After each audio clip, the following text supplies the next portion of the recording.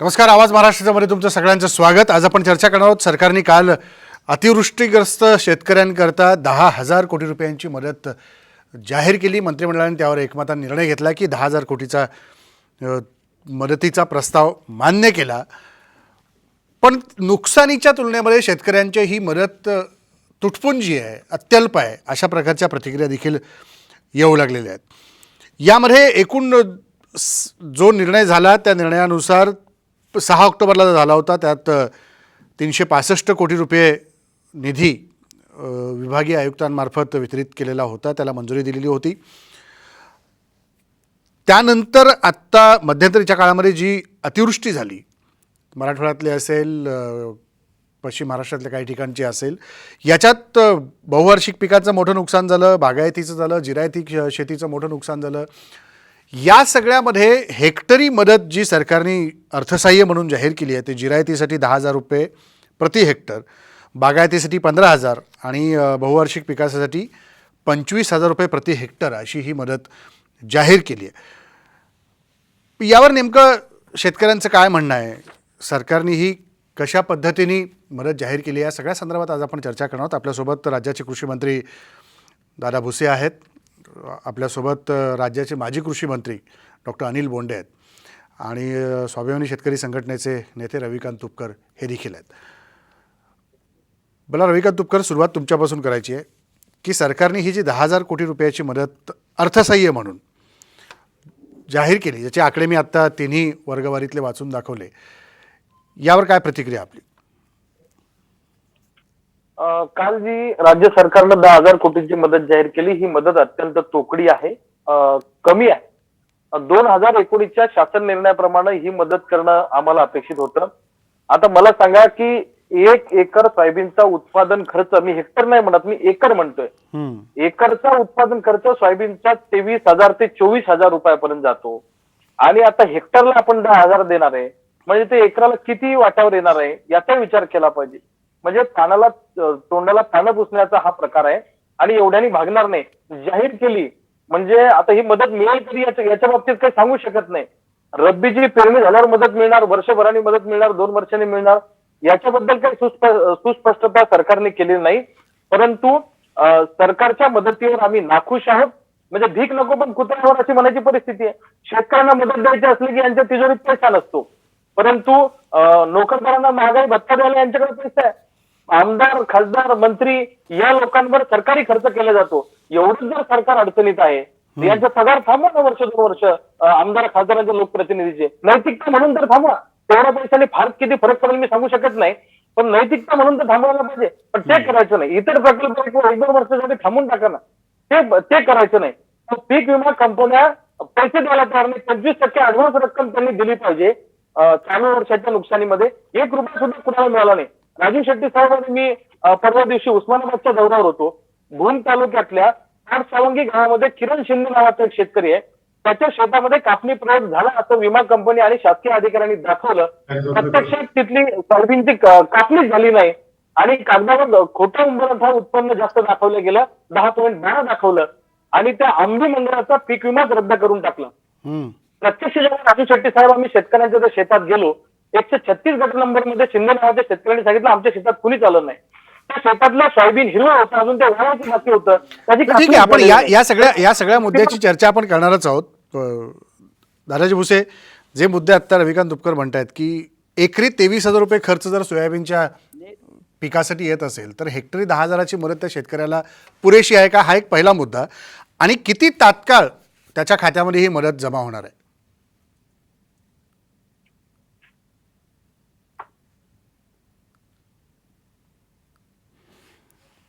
आपण पुन्हा एकदा कृषी मंत्र्यांशी संपर्क करण्याचा प्रयत्न करूया.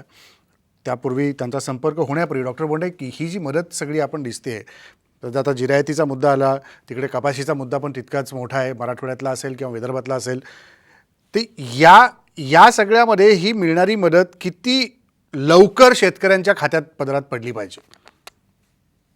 शेतकऱ्याची थट्टा चालवली आहे उद्धव ठाकरे सरकारने. कारण की जेव्हा उद्धव ठाकरे मुख्यमंत्री नव्हते तेव्हा बांधावर जाऊन म्हणत होते की पंचनामा करायची गरज नाही, शेतकऱ्याच्या खात्यात कोरडवाहू शेतकऱ्याला 25,000 मदत दिली पाहिजे, बागायतीला 50 दिली पाहिजे आणि फळबागाला 1,00,000 दिली पाहिजे. हे उद्धवजीच आहेत ना.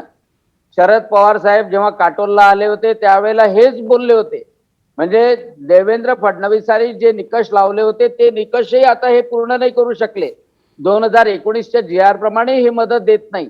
10,000 रुपये प्रति हेक्टरी देणार आहे, म्हणजे 4,000 रुपये प्रति हेक्टर देणार आहे. 55 लाख हेक्टरवर मराठवाड्यामध्ये अतिवृष्टीने नुकसान झालेलं आहे, मराठवाडा विदर्भामध्ये. त्याच्याशिवाय आजची परिस्थिती अशी आहे की सततच्या पावसामुळे विदर्भातलं सोयाबीन 2 क्विंटल 3 क्विंटल असा ऍव्हरेज आलेला आहे.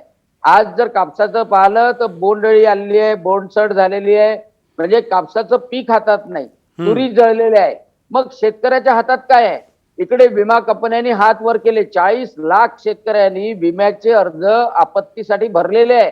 अजूनपर्यंत त्यांची छाननी झाली नाही. मागच्या दिवाळीच्या वेळेला सुद्धा यांनी काळी दिवाळी शेतकऱ्याला करायला लावली. मागच्या वेळेसचे मदतीचे पैसे अजूनही मोर्शी तालुक्यामध्ये, वरुड तालुक्यामध्ये, अमरावती जिल्ह्यामध्ये शेतकऱ्याच्या खात्यात गेले नाही. मंत्रिमंडळाच्या बैठकीमध्ये मंजुरी केली. अरे किती दिवसात देणार आहे मदत? दसरा येऊन गेला, आता दिवाळी आहे. कमीत कमी मदत जर हातात असली तर आता पिकं जर गेलेले आहे तर रब्बीसाठी तर तो पेरू शकेल. रब्बीचं बियाणं सुद्धा त्याला घ्यायची आता ताकद नाही. अरे तरी पूर्ण वर्ष कसं काढावं? उद्धव ठाकरेंचं नाव घेऊन वर्ष काढणार आहे का? कृषी मंत्री दादा भुसेंचं नाव घेऊन वर्ष काढणार आहे का? आणि त्याच्यामुळं असे ढोंग सोंग करू नये. जे बोललेलं होतं ते खरं करण्याचा प्रयत्न करावा आणि शेतकऱ्याला, कोरडवाहू शेतकऱ्याला कमीत कमी 25,000 रुपये प्रति हेक्टरी मदत असली पाहिजे. बागायतीला 50,000 असली पाहिजे आणि फळबागाला 1,00,000 मदत असली पाहिजे. काल मी संत्र्याच्या बगीचात गेलो होतो. संत्रा टपटप गळाला बच्चू कडूच्या मतदारसंघामध्ये, ब्राह्मणवाडा थडीमध्ये. पण आता यांचे मंत्री टाकीवर चढत नाही, आता यांचे मंत्री आंदोलन करत नाही, आता यांना शेतकऱ्याच्या व्यथा दिसत नाही. वाटलंच तर लखीमपूरसाठी पूर्ण महाराष्ट्र बंद करतात, पण इथला शेतकरी आत्महत्या करतोय त्याच्यासाठी यांचं हृदय पाजरत नाही. ही अतिशय महत्वाची गोष्ट शोकांतिका या महाविकास आघाडी सरकारनं करून ठेवलेली आहे. ठीक आहे, आपण डॉक्टर बोंडे आपण उत्तर घेऊ. कृषी मंत्री आपल्या सोबत आहेत. दादा भुसे, जी दोन्ही पाहुणे आपले जे मुद्दे उपस्थित करतायत की ही मदत तोकडी आहे आणि आत्तापर्यंत मदत शेतकऱ्यांच्या खात्यात वर्ग व्हायला पाहिजे होती. जी मागची देखील आकडेवारी 6 ऑक्टोबरची मी सांगितली 365 कोटीची, जी आपण डिव्हिजनल कमिशनरच्या माध्यमातून वितरित करण्यासंदर्भातले आदेश दिलेले होते, ती किती वितरित झाली तो एक मुद्दा, आणि आत्ताची ही मदत कधीपर्यंत त्यांच्या पदरात पडणार आहे? मुंगे साहेब, माझी आपल्याला विनंती असणार आहे की आपण मुद्द्यावाईज जर चर्चा केली तर त्या मुद्द्यांना निश्चितपणे त्या ठिकाणी न्याय मिळू शकेल. तशीच करूया आपण. माननीय तुपकर साहेब जे म्हटले, ही वस्तुस्थिती आहे की शेतकऱ्यांना लागवडीचा जो खर्च आहे तो खर्च सरकार कुठलंही असू दे ती नुकसान भरपाई होऊ शकत नाही. आणि म्हणून आपल्याला माहिती आहे की याला आपण मदत असं संबोधतो.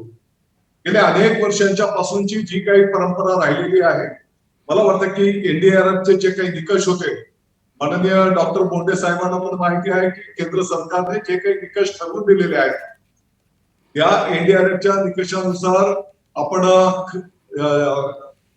जे काही जिरायत क्षेत्र असतं त्याला 6,800 रुपयाचा रेट आहे, बागायत क्षेत्राच्या साठी 13,500 आहे आणि बाहेरमाही म्हणजे फळबागा ज्या असतील त्याच्यासाठी 18,000 रुपयाचा शासनाचे दर आहे केंद्र शासनाच्या निकषानुसार. परंतु आज शेतकरी अडचणीत आहे आणि म्हणून महाविकास आघाडीच्या सरकारच्या माध्यमातून 6,800च्या अगेन्स्ट 10,000 रुपये प्रति हेक्टर, आणि ही वस्तुस्थिती आहे की 2 हेक्टर मर्यादित ही मदत दिली जाणार आहे. 13,500च्या अगेन्स्ट 15,000 रुपयाचा निर्णय झालेला आहे आणि 18,000 रुपयाच्या अगेन्स्ट 25,000 रुपयाचा मदत देण्याचा निर्णय त्या ठिकाणी झालेला आहे. आता माननीय डॉक्टर बोंडे साहेबांनी जो काही पीक विम्याच्या संदर्भातला मुद्दा उपस्थित केला होता, डॉक्टर साहेबांना माहिती आहे की प्रधानमंत्री फसल बीमा योजना केंद्र सरकारच्या निकषांप्रमाणे संपूर्ण देशात राबवली जाते. त्याचे जे काही नियम आहेत, त्याच्या ज्या काही अटी शर्ती आहेत, या संपूर्ण देशासाठी केंद्र सरकारच्या माध्यमातून निश्चित केल्या जातात. राज्य सरकार हे फक्त त्याची अंमलबजावणी करण्याचं कामकाज करत आहे. आणि म्हणून चालू वर्षाचा जिथपर्यंत विषय आहे, आदरणीय डॉक्टर गोंडे साहेबांना मी सांगू इच्छितो की महाराष्ट्राच्या इतिहासामध्ये पहिल्यांदाच साधारणतः म्हणजे खरीपामध्ये 84 लाख शेतकरी बांधवांनी खरीप हंगामाचा प्रधानमंत्री फसल विमा योजनेमध्ये सहभाग नोंदवलेला आहे. यापैकी 35 लाख पेक्षा जास्त शेतकरी बांधवांची इंटिमेशन त्या ठिकाणी कंपन्यांना कळवण्याचं काम करण्यात आलेलं आहे. आणि म्हणून मागच्या 8-10 दिवसापूर्वी मी स्वतः सर्व कंपन्यांची बैठक घेतलेली आहे आणि जे काही नियम आहेत, पहिल्या टप्प्यामध्ये 1/4 मदत देणं आणि अंतिम जे काही पीक कापणीचे प्रयोग होतील त्याच्यातनं अंतिम मदत देणं, इथपर्यंत राज्य सरकारचा मदत देण्याच्या संदर्भातला विषय आहे. तर तातडीने पंचनामे हे जे पूर्ण झाले, साधारणतः 80% पंचनामे, 90% पंचनामे पूर्ण झालेले आहेत आणि ज्यांचे पंचनामे झाले त्यांच्या खात्यावर निधी वर्ग करण्याची प्रक्रिया पण आता सुरू करण्यात आलेली आहे. मला अपेक्षा आहे की दीपावलीच्या पूर्वी शेतकरी बांधवांच्या खात्यावर हे पैसे वर्ग केले जातात. दिवाळीच्या आधी हे पैसे वर्ग होतील असं कृषी मंत्री आश्वस्त करतात सगळ्या राज्यातल्या शेतकऱ्यांना. आणखी काही मुद्दे याच्यातले घ्यायचे, एक छोटासा ब्रेक घेतो आणि ब्रेक नंतर परत भेटू. शेतकऱ्यांना, अतिवृष्टीग्रस्त शेतकऱ्यांना सरकारने जी 10,000 कोटीची मदत केली आहे ही खरंच पुरेशी आहे का? आणि किती वेगाने? आताच कृषी मंत्री म्हणाले की दिवाळीपर्यंत ह्या सगळ्या नुकसानग्रस्त शेतकऱ्यांच्या खात्यावरती मदत पोहोचेल. दुसरा मुद्दा याच्यातला की ज्या शेतकऱ्यांच्या जमिनी खरडून गेल्यात, हा मला तिन्ही पाहुण्यांना विचारायचा आहे.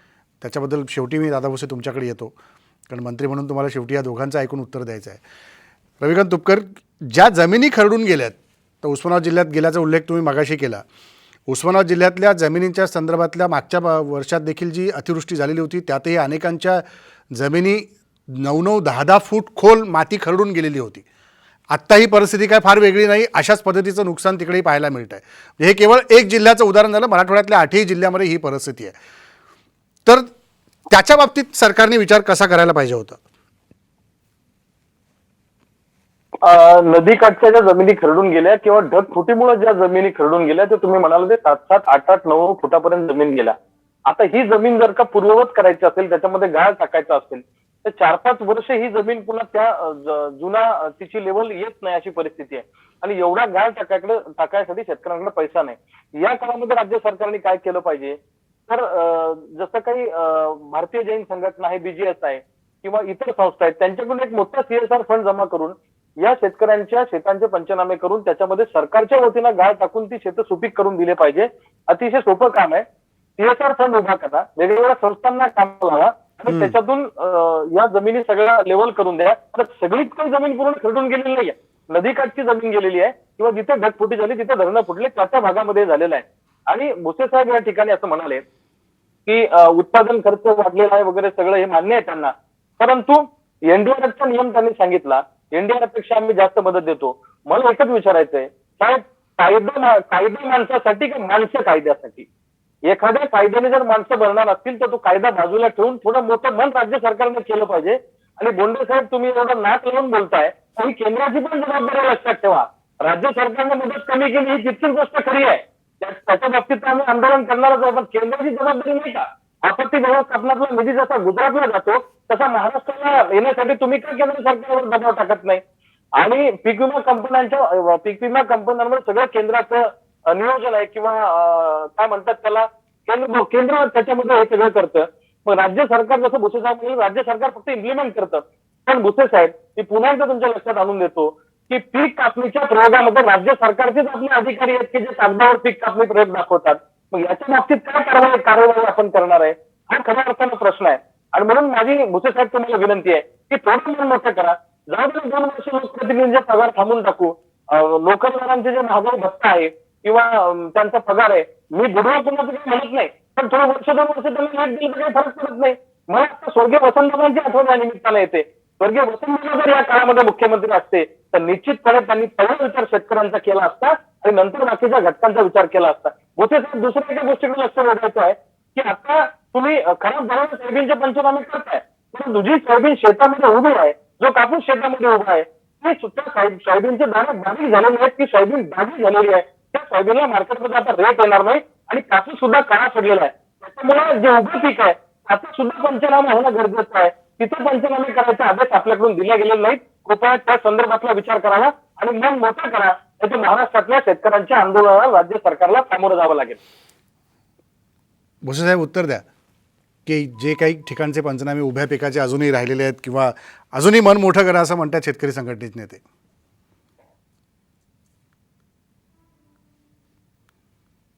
राजेंद्रजी, आतापर्यंत साधारणतः 80 ते 90% पंचनामे पूर्ण करण्यात आलेले आहेत.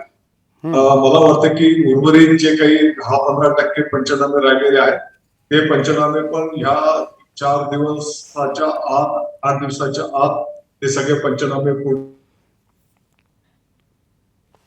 केले जातील आणि जसे जसे पंचनाम्याची आकडेवारी मंत्रालयाकडे सादर केली जाते त्या त्या पद्धतीने त्या रकमा त्या त्या भागातल्या शेतकरी बांधवांच्या खात्यावर वर्ग करण्याची प्रक्रिया समर्थन आता सुरू करण्यात आलेली आहे. क्रमांक एक, तुक्करजी जे म्हटले ही वस्तुस्थिती आहे की नदी काठावरच्या ज्या जमिनी आहेत ढगफुटीसारखे पाऊस झाल्यामुळे त्या ठिकाणी त्या खरडून गेलेल्या आहेत आणि म्हणून याच्या मदतीच्या संदर्भातले निकष वेगळे आहेत. मला वाटतं की एक 25-30 हजार रुपये पर हेक्टर असं काहीतरी त्याच्या मदतीचा निकष आहे आणि त्याचे स्वतंत्र पंचनामे करून त्या शेतकरी बांधवांना त्याची स्वतंत्र मदत त्या ठिकाणी दिली जाईल. पण अनिल बोंडे, जो मुद्दा समोर येतोय की केंद्र सरकारकडनं देखील मदत मिळाली पाहिजे, केंद्राने देखील याच्यात पाठपुरावा करून हस्तक्षेप करून मदतीच्या बाबतीतले काही निकष बदलून तात्काळ राज्यांना मदत दिली पाहिजे, याबद्दल तुम्ही केंद्र सरकारकडे काही पाठपुरावा करणार का नाही, हा एक मुद्दा समोर आलाच आहे. निश्चितच 2-3 गोष्टीच्या बाबतीत मी सांगणार आहे. एक पहिली गोष्ट म्हणजे खरडून गेलेली जमीन आणि वाहून गेलेली जमीन. काही ठिकाणी तर असं होतं की नाला किंवा नदी पात्रच बदलवून टाकते, म्हणजे 7-12वर ती जमीनच दिसत नाही आणि म्हणून अशा वेळेला तर जमिनीची जी किंमत असेल ती देणं क्रमप्राप्त आहे असं मला वाटतं. आणि दादाजी भुसे यांना मी सांगू इच्छितो की 25,000 कोणताच गाळ टाकणं होत नाही आणि कोणती जमिनीची भूसुधारणा होत नाही, म्हणजे त्याचं आयुष्यच वाहून गेल्यासारखं असतं. दुसरी महत्वाची गोष्ट की दादाजी भुसे म्हणतात की एनडीआरएफच्या नॉर्म्स पेक्षा जास्त दिले. देवेंद्र फडणवीसांनी ज्या पद्धतीनं दिले आणि तुम्ही सातत्यानं म्हणत होते की एनडीआरएफच्या पेक्षा 3 पट आम्ही रक्कम देऊ, कुठे गेली 3 पट रक्कम? आणि त्यासोबतच आज जशी कापसाचे बोंड ओले आहे किंवा कापसाचं पीक कमी झालं, सोयाबीनचा वांदा झाला, त्याच्यासाठी काय करणार आहात त्याबद्दल तर तुम्ही सांगितलंच नाही. विदर्भामध्ये ती परिस्थिती मोठ्या प्रमाणात आहे. पंचनामे तुमचे केव्हा होणार? अजूनपर्यंत अमरावती जिल्ह्यामध्ये एकही पंचनाम्याला सुरुवात झाली नाही, जिल्हाधिकाऱ्यांनी ऑर्डर दिल्या नाही. विदर्भामधली ही परिस्थिती अतिशय भीषण आहे. विम्याच्या संदर्भात सांगायला गेलं तर विम्याचा हप्ता देतं केंद्र सरकार.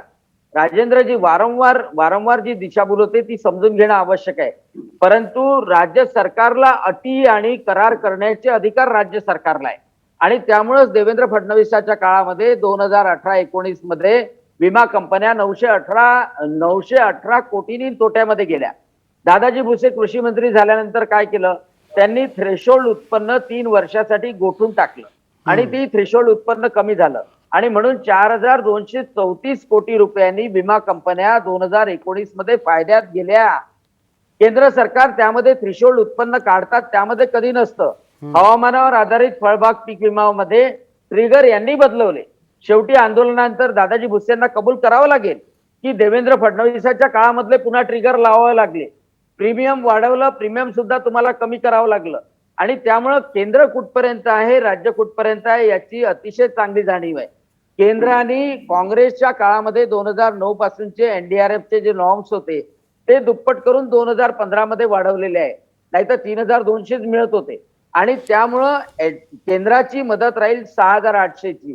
यांचे पंचनामेच जर अजूनपर्यंत झाले नाही तर केंद्राला अहवाल काय पाठवणार?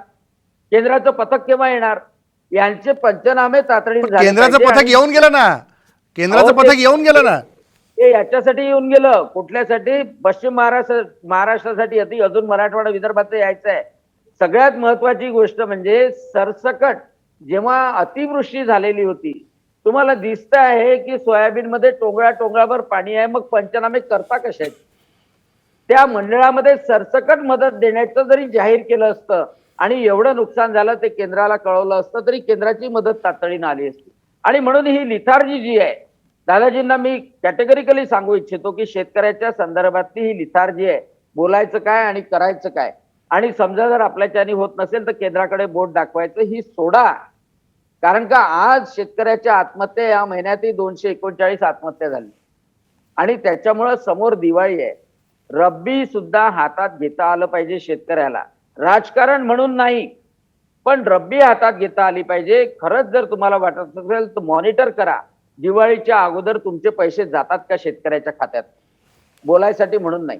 तर मग त्यांनी आता आश्वस्त केलं, कृषी मंत्र्यांनी आश्वस्त केलं की दिवाळीच्या पर्यंत शेतकऱ्यांच्या खात्यात जातील पैसे. साम टीव्हीने दिवाळीच्या दिवशी लावावा हा शो. मी येईल दिवाळीच्या दिवशी, परत करू आपण. लक्ष्मीपूजनाच्या वेळेला. पैसे नाही जमा झाले तर परत कृषी लक्ष्मीपूजनाच्या मंत्र्यांसोबत आपण बसू चर्चेला. हो, लक्ष्मीपूजनाच्या वेळेला कृषी मंत्र्यांसोबत बसू. किती बिलकुल शेतकऱ्याच्या खात्यात पैसे गेले. बिलकुल. दादा भुसे उत्तर दे. मागच्या वेळेला त्यांनी पाळला नाही तो शब्द. दादा मागची भुसे- दिवाळी काळी गेली. दादा भुसे तयारी ठेवा की नाही पैसे जमा झाले तर आपण हेच पॅनल घेऊन परत चर्चेला बसू.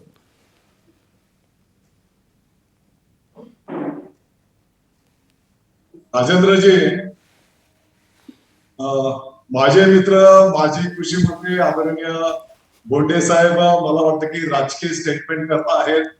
मी आपल्याला अतिशय नम्रतेने सांगतो की गेल्या 2 वर्षामध्ये आपण जर विचार केला तर आतापर्यंत साधारणतः 15,000 कोटी रुपयांची मागणी वेळोवेळी या 2 वर्षामध्ये जे काही अवकाळी पाऊस, गारपीट याच्यामध्ये जे काही नुकसान झालंय त्यामुळे त्याची मागणी आपण त्या ठिकाणी नोंदवलेली आहे.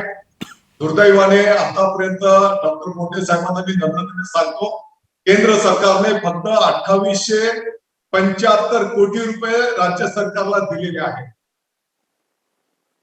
बोंडे साहेबांनी केंद्र सरकारमध्ये आपल्या वजनाचा वापर करावा आणि जे 15,000 कोटी रुपयांची मागणी राज्य सरकारने गेल्या 2 वर्षाच्या साठी केलेली आहे ते पैसे केंद्राकडनं मिळवून द्यावे.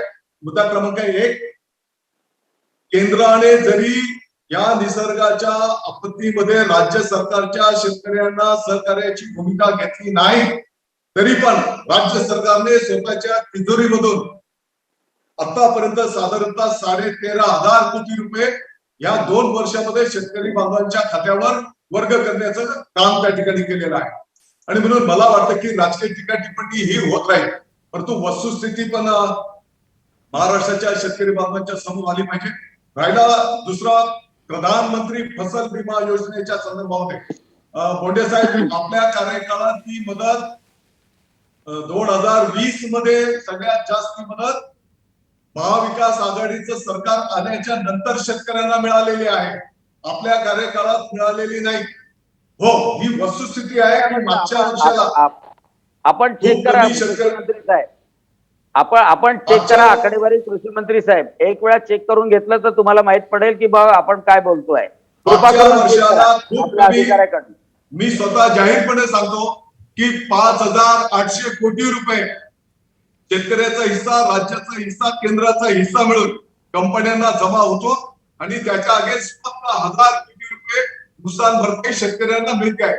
मी आपल्या माहिती करता हे पण सांगू इच्छितो की केंद्र सरकारने मागच्या 2 वर्षाच्या पूर्वी जे बदल केले त्याच्यामधला एक बदल केला की केंद्राने आपली जबाबदारी फक्त 12.5% मर्यादित ठेवली, जी यापूर्वी राज्य सरकार 50% आणि केंद्र सरकार 50%ची होती. परंतु केंद्र सरकारने त्याच्यात काढता घेतला आणि आपली जबाबदारी कमी केली. आपल्याला माहिती आहे, माननीय, मी इतका मोठा कार्यकर्ता नाही, परंतु आपण जर राजकीय बोलत असाल तर मला पण हे बोलावं लागेल.